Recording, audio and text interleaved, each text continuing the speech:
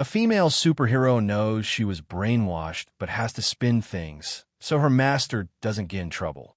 This is for entertainment purposes only. This short story is only for people over the age of 18. The boardroom had one of the longest tables Brittany had ever seen.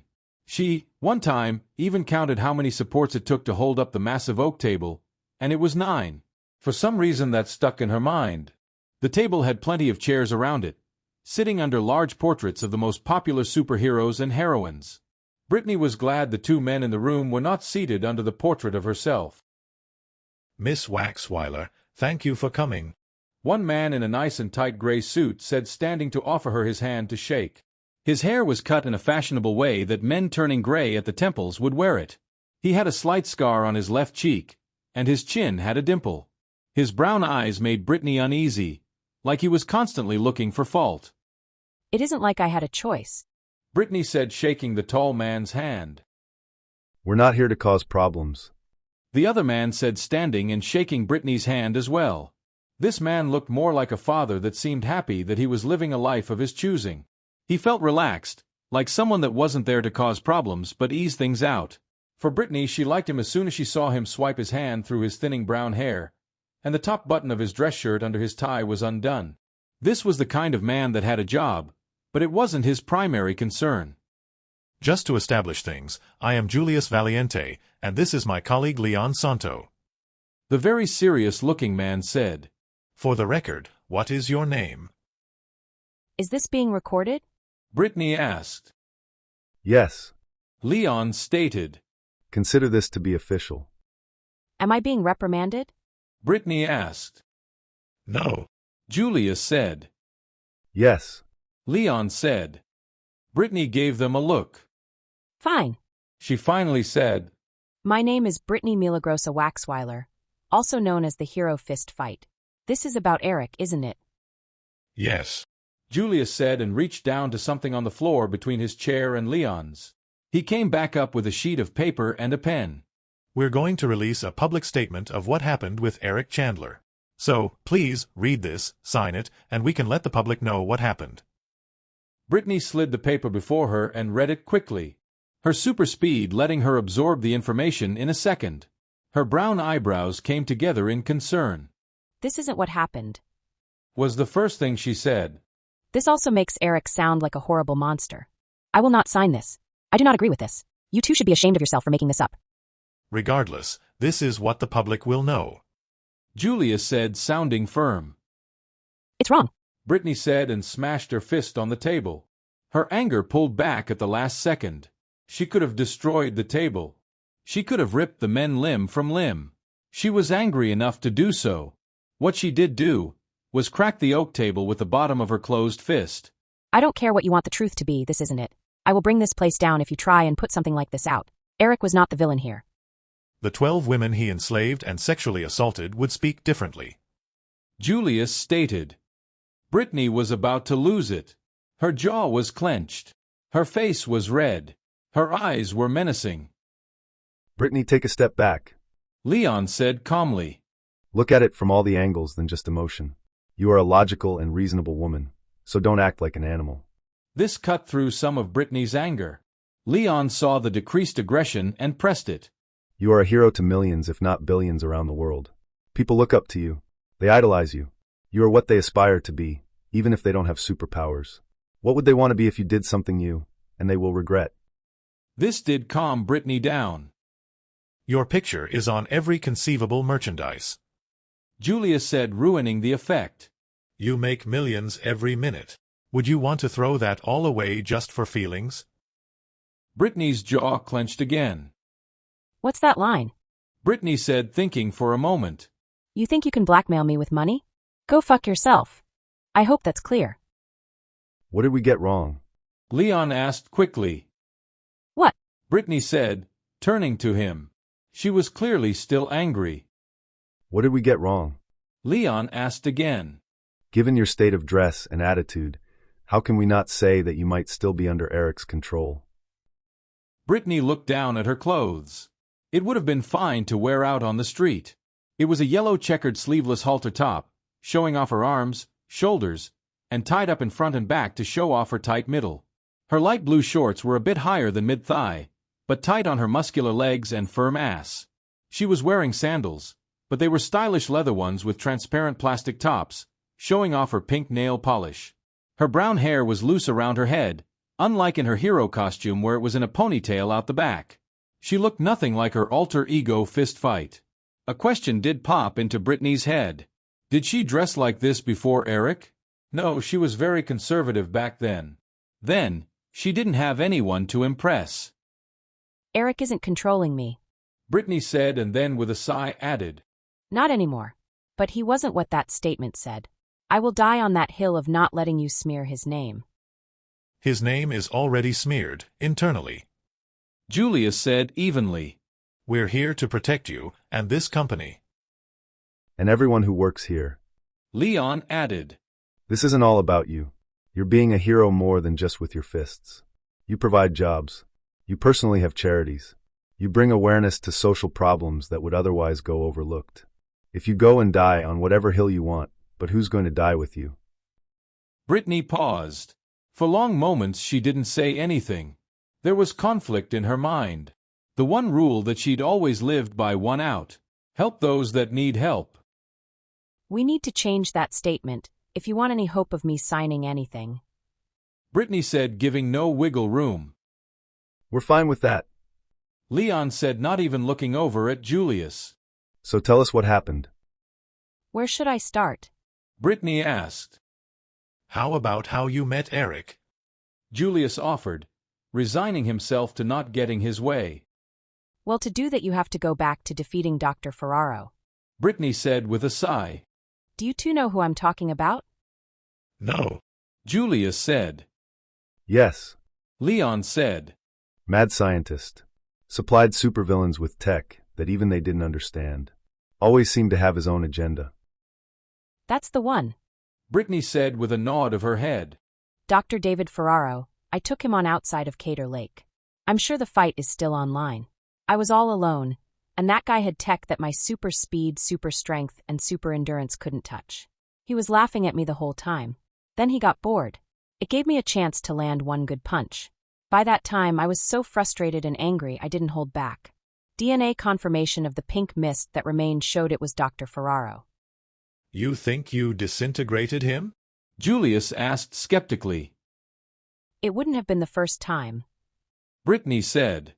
Not humans, but like mindless clones or some wild beasts, and an alien or two, but I have hit some living things so hard they practically atomize.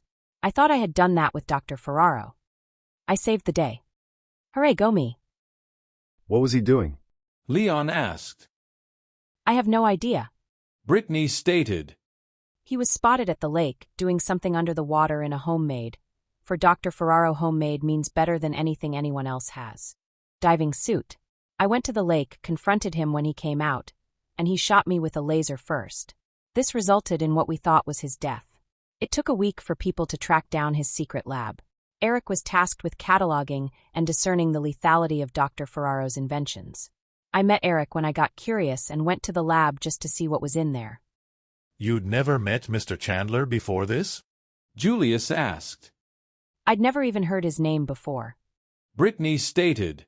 I mean, I fly through the air, fight bad guys, and save those that need saving. I don't normally associate myself with science nerds with perpetually bad, curly hair and the strength of a gerbil. Eric wouldn't have been in my social circle. I wouldn't have even looked at him twice at the lab if he hadn't asked for my help. Eric asked for your help? Leon asked, getting into the story. I found him stuck under some equipment. Brittany said with a grin from memory. He'd gotten trapped under some heavy something and couldn't get out or get to his phone. If I hadn't stopped by when I did, then he could have been trapped there until his weekly check-in with his boss.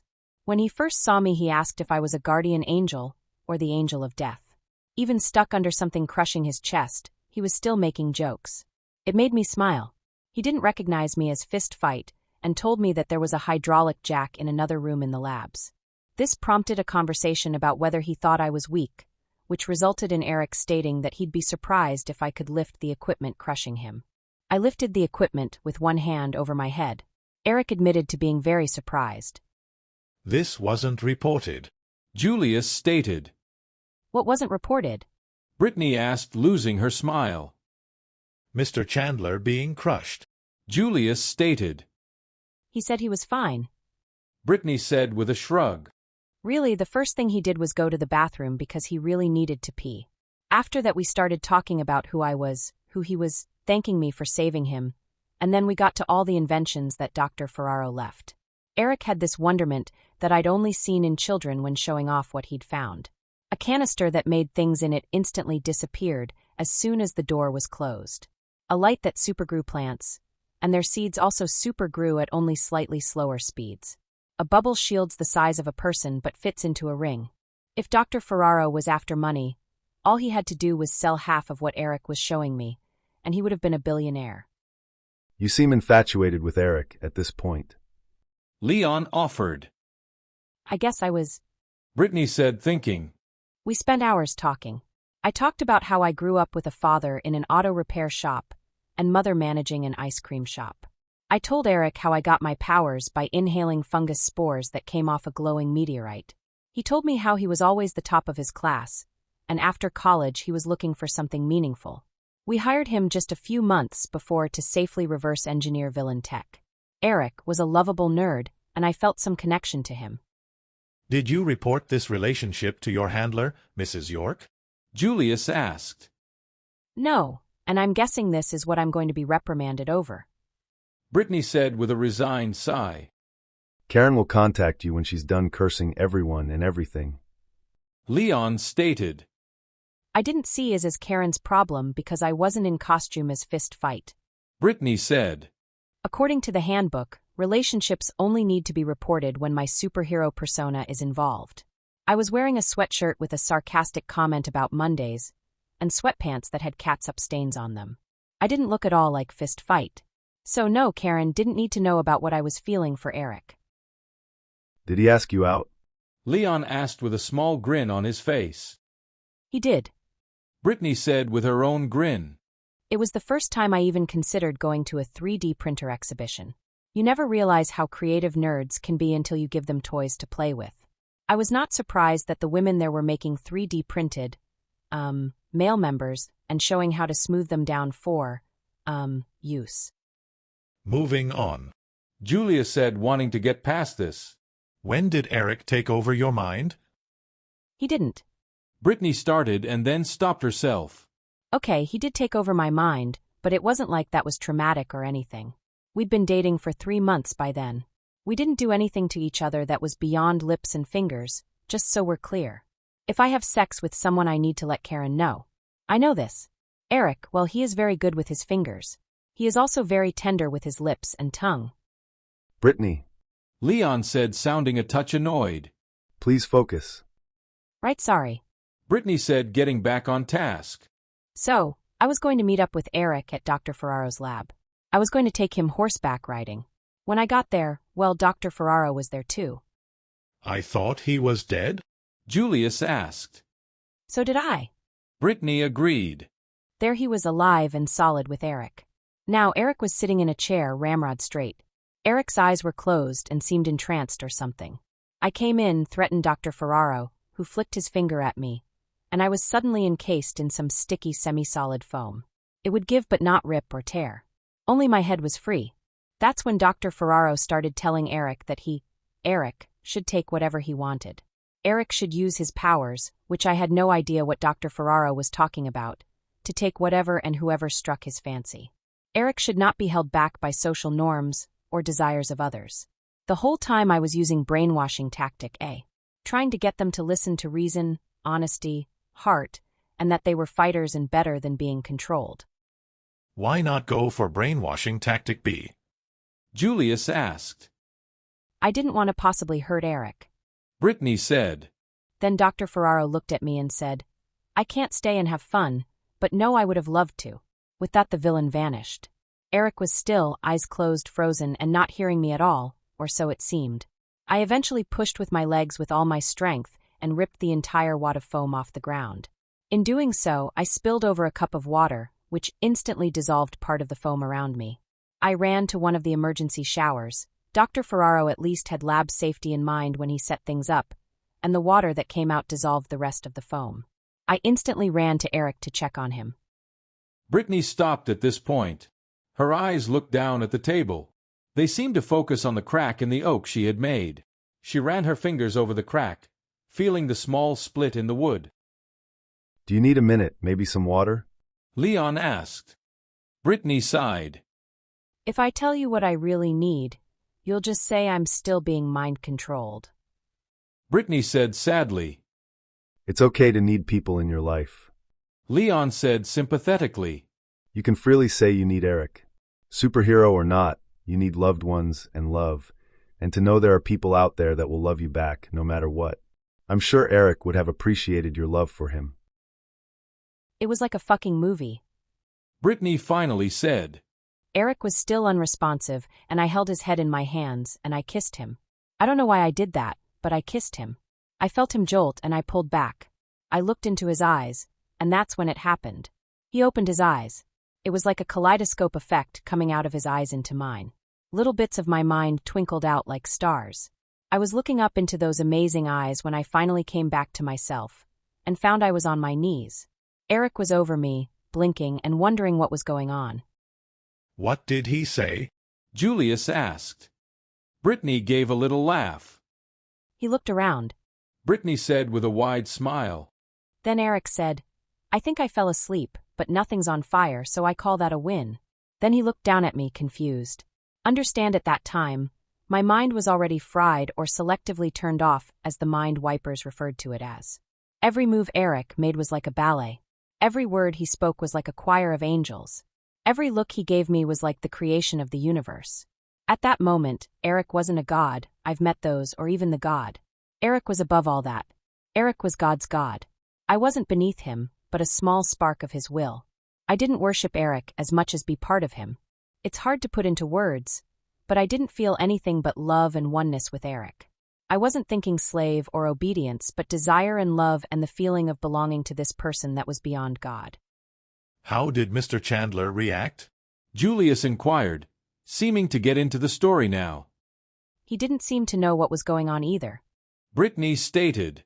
From his perspective, he fell asleep and woke up with me dripping wet on my knees, and all but bowing to him. I think I started babbling about obedience and service to him. Eric was more concerned with me being wet. I mean, I'm invulnerable to most things, but I have been known to catch a cold from time to time. Eric got me into one of the bedrooms that Dr. Ferraro had and was looking for dry clothes for me to wear. Knowing what he wanted, I took off my wet clothes. Naked and open to Eric, when he turned around with a shirt and shorts for me, he took one look at me and dropped the clothes.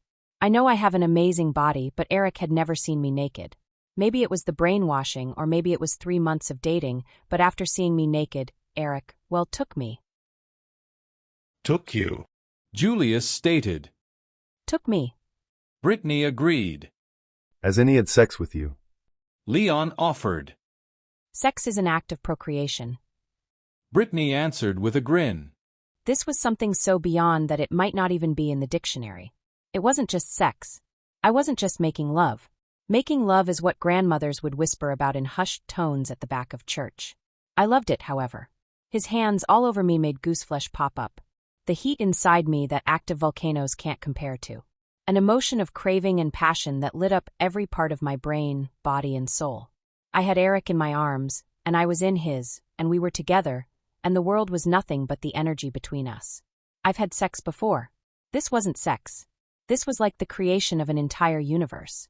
I'm not doing justice to what I was feeling at that point, but to get across to you, nothing, and I mean nothing, could have stopped me from being with Eric and doing anything and everything he wanted. That sounds like mind control. Julius said with a smirk. What was your honeymoon like? Leon said with contempt. Brittany, when did you realize that Eric had some control over you? I wish I could honestly say right away. Brittany muttered. I can't. I was so infatuated with Eric, everything he told me to do sounded so, right? There was nothing I wouldn't have done with, for, or to him. I thought he'd like me in my fist fighter costume, so I zipped out and got it on. Eric took one look at me and shook his head. He said that the costume was fine for fighting crime, but he wanted to see me, all of me, or at least as much as possible. Maybe that's why I dress like this now, but you have to admit I have the body for it. I'll admit to nothing my wife might hear. Leon said as a slight joke. I didn't think it was odd or out of character for me. Brittany said. I just found I wanted to please and make Eric happy. I called him master a few times, but he stopped that. He didn't want to be some dominating commander, but a lover and partner. I called him daddy exactly once, and he forbid me from ever calling him that again. I haven't, despite thinking it really hard. I think we had sex for 3 days straight, and I was doting on him with every heartbeat.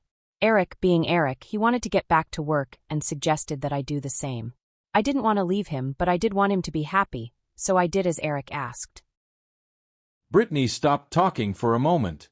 She got up and went to the corner of the conference room and opened the small refrigerator there. She took out a bottle of water and drank it down in one go. She dropped the bottle into the chute for recycling. She came back to her seat looking blank and numb. That bad? Leon asked. You know the hero, Wide Eyes? Brittany asked. The one that can see through other people's eyes. Julius offered. We've already talked with her. So, you know Savannah had looked through my eyes without my permission to see what I was up to. Brittany said with a touch of anger. She'd been put on surveillance duty since her crushed ribcage incident. I don't know why she was looking through my eyes, but she saw what I was doing with Eric. She went to confront Eric while I wasn't there. When I was in the middle of a production talk about stickers, I got a text from Eric saying he needed me at the lab right away. I was there in 2 seconds. I find Savannah on her knees, naked, giving Eric a blowjob. You're claiming that Savannah Holden, also known as Wide Eyes, was the second woman Eric manipulated? Julius asked, taking back the prepared statement and pen, and started taking down notes. I'm saying that Savannah was on her knees, sucking Eric off, and I was jealous he hadn't asked me to. Brittany said with a touch of anger. Eric seemed perplexed but going for it. He said, I don't know what's going on, but feel free to join in. I did. I was naked on my knees, with my tongue and lips doing things I'd never dreamed about doing a week before, and next to a woman that I had previously considered a friend. Eric started calling us chocolate milk, because Savannah is black and I'm white. By that time, we were sharing Eric's manhood in the bedroom, and not just with our mouths. I never considered myself even bi-curious, but when it came to Eric, if he wanted me to have full-blown wild raunchy sex with another woman, I would have gladly done so. Really, Eric wanted Savannah and I to make love to him, and each other, and love every moment of it. I know I did, even if I had zero experience with women. Right then, that shift in my sexual orientation was when I realized that Eric had some control over me that I did not give. And you did what about it? Leon asked. Brittany sighed. I did everything Eric wanted. Brittany finally said. Eric liked having more than one woman in bed with him. Savannah and I introduced Eric to Rumi Yoshida, the heroine called Spirit Walker. Asian, very muscular, and with fantastic breasts, she can astral project, possess people, and control them. We had Rumi meet Eric at a coffee shop, by accident that wasn't an accident. As soon as Eric met Rumi, I saw the yellowish light with a rainbow of sparkles coming out of Eric's eyes and into Rumi's. Instantly, Rumi was on her knees, pledging herself to Eric. In less than an hour, we were at a hotel, naked, and my head was between Rumi's thighs. Did this continue? Julius asked. Which part? Brittany asked. The collecting of unsuspecting women? The multi-way sex? The commands that had us doing things we would never do normally, and loving it?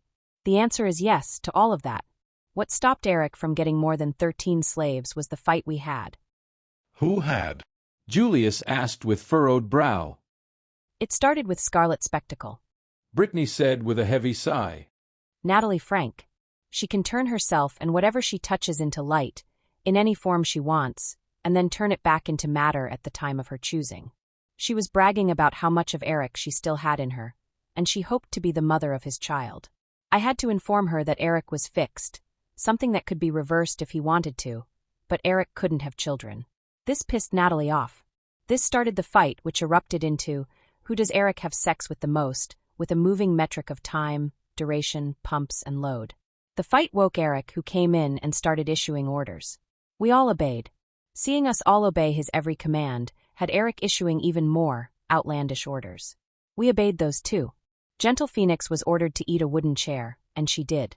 Dragonloom was ordered to cover herself in oil and rub against Orange Nighthawk. I'm not going to say what sexual things Eric had us do, unless ordered by a court, but there were several. I believe that was when Eric realized how much control he had over our minds, bodies, and souls. I heard his evil laughter. At the time I didn't think it was evil, but looking back on it, that was an evil laugh. Eric hurt himself too. I was watching him, and in that moment he froze. A simple command, and we were all more or less back to normal. How normal is normal? Leon asked. Normal enough for most of us to realize we were neglecting our duties. Brittany answered. I can't speak for the rest of the women, but I realized I was late for court to testify against Captain Juggernaut, not a real captain, mind you. I was still in love with Eric. I would still have done anything and everything for him. I flew to court with tears in my eyes. While I was on the stand, and my phone was off, Eric had texted me. He ordered me to get my mind evaluated for evidence of control. I'm betting that's when you two were called. Not long after that. Julius said. So, Eric told you to present yourself for evaluation. You didn't do it on your own or from some other party. Eric told me to, so I did. Brittany said with a nod. So did all the other women under Eric's control. As you know, there was evidence my mind was tampered with. I went through the deconditioning process. Did it work? Leon asked. I guess so. Brittany said with a shrug. My feelings for Eric became complicated. I don't think anyone under his control felt guilty about what they did, only what they neglected. Is that what they told you? Something like that. Julius responded. Leon gave him a look of contempt. We've talked with all of them, and they all said they would gladly go back to Eric in any capacity. Leon said. That's not to say Eric isn't in a load of trouble for controlling these women.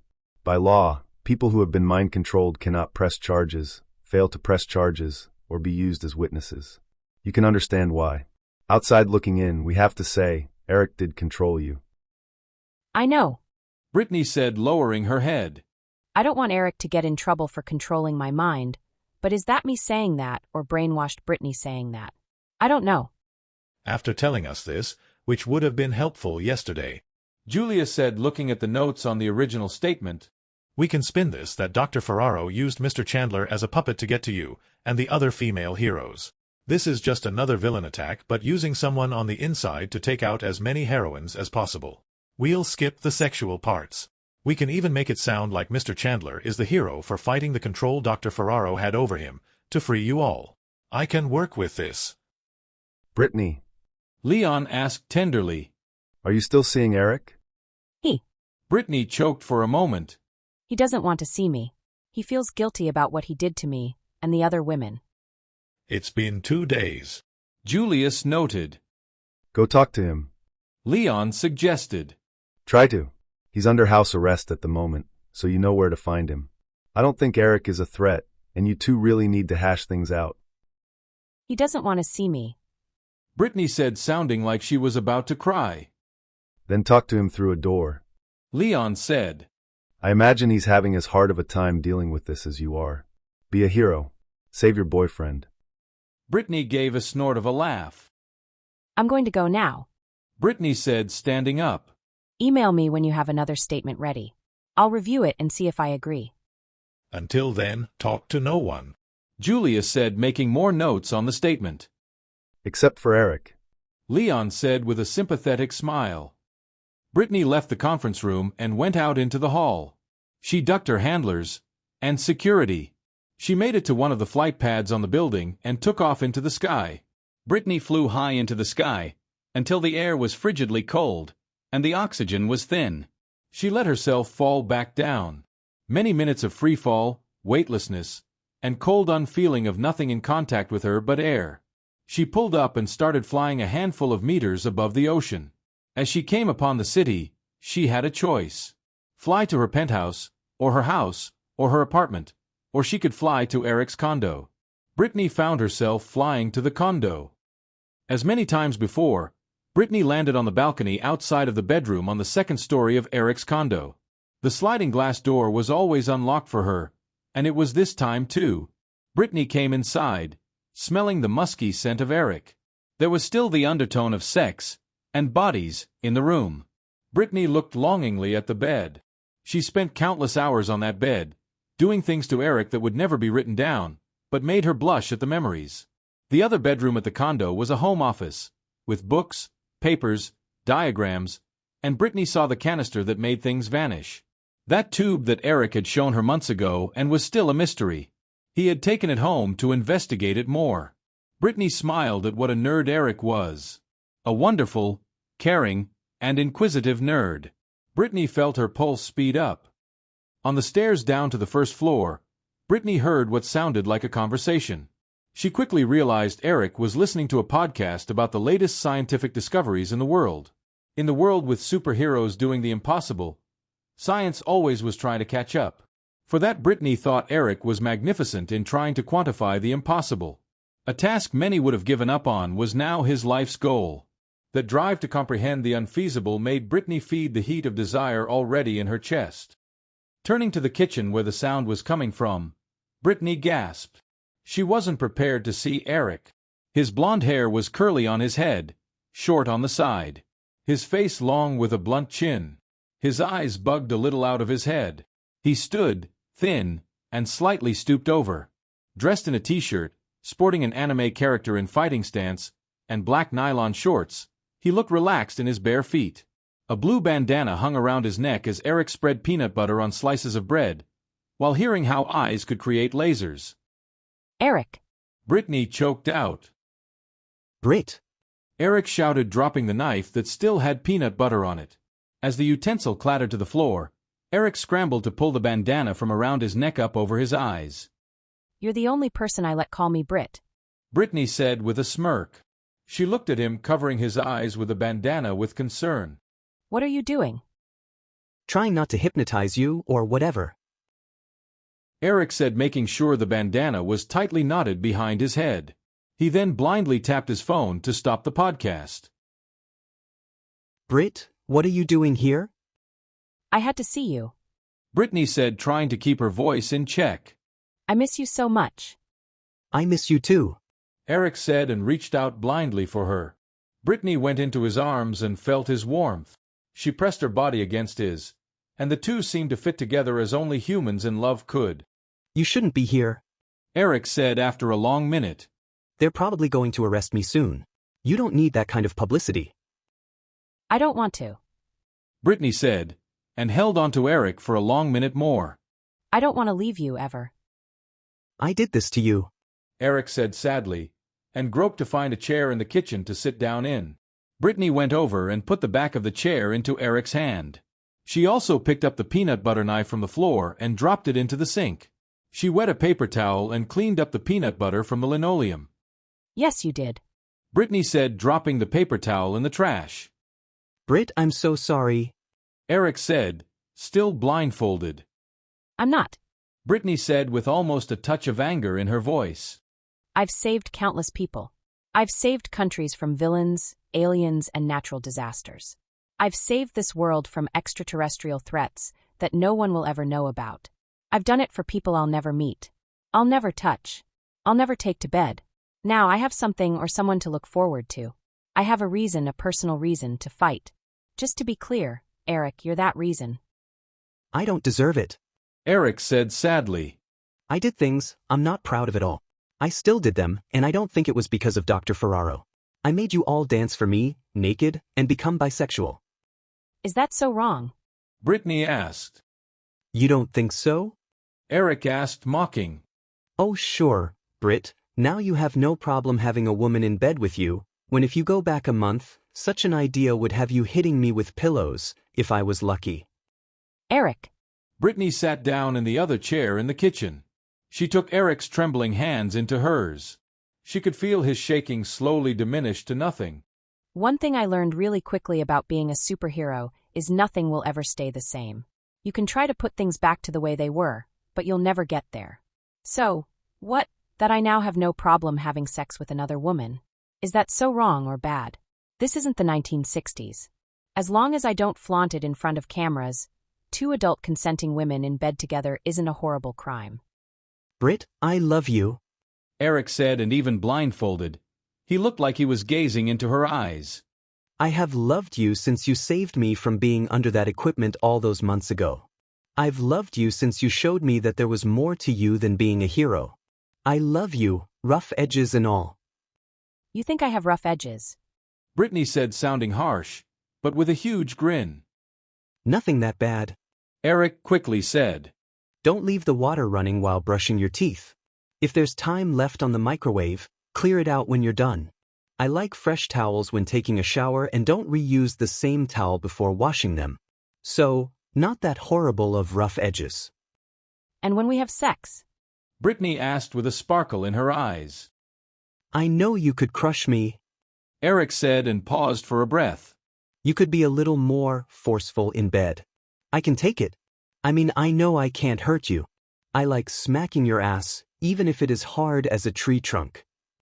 Brittany shivered in delight at remembering those moments. I can feel it, even if it doesn't hurt or do damage. Brittany said. Right, but with me, I don't mind if you push the limits. Eric said with a sigh. Which will never happen after I go to jail for mind controlling all the girls. Why did you want all those heroes? Brittany asked, not letting go of Eric's hand. Why have more than just me? Savannah wasn't intentional. Eric said quickly. I didn't know I had control over you, but I wasn't questioning your sudden desire for me. Then Savannah showed up, and you have to admit, she has an amazing figure. Brittany blushed. She knew all about Savannah's amazing figure since more than once she'd touched as much of that amazing figure with her own body as physically possible. After Savannah looked me in the eyes, and then presented herself to me, I call you. After that I confess, I wanted to know how many different varieties of women there were. Varieties? Brittany echoed. You make us sound like ice cream flavors. Not a bad analogy. Eric said. Remember when we went to that one ice cream parlor near the mound? Jackson's Ice Cream. Brittany said. The place that makes me have to run an extra 10 miles every time I go. Right, well when we went there, you asked me what I wanted. Eric said. You said I don't know, something I've never tried. Brittany answered. Oh, I get it. You were trying out different women. To put it bluntly, yes. Eric said with a nod. But, just like trying things out, you'll eventually find your favorite. Britt, you're my favorite. Is that why you like licking me? Brittany said without thinking. That's not where I was going, and you don't taste like ice cream. Eric said, finally smiling for the first time since Brittany showed up.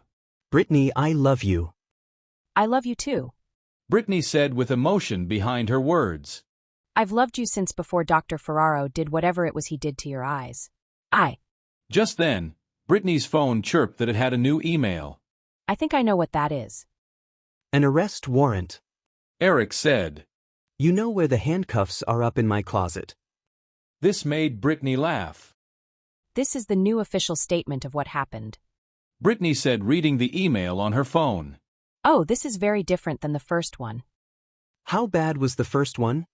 Eric asked. Bad enough I hope it never sees the light of day. Brittany said, still reading. Okay, now this is something I can get behind. What is it? Eric asked. First off, you are not named at all in this statement. Brittany said, looking it over again. All of the blame is put on Dr. Ferraro, and whatever kind of ghost or dimension-hopping entity he has become.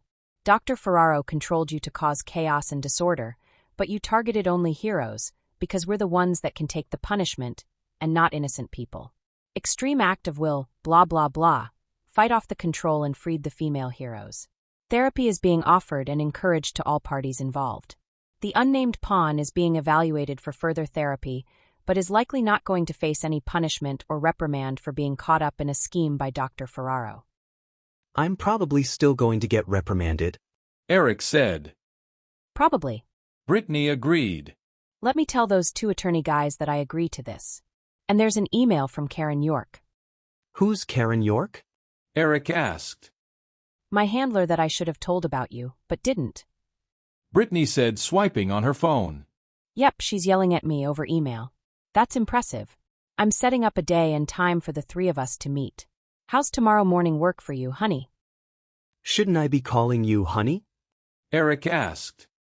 Brittany smirked before saying. You can call me babe, sexy, slave, fuck puppet, wet. Okay, I get it. Eric cut in.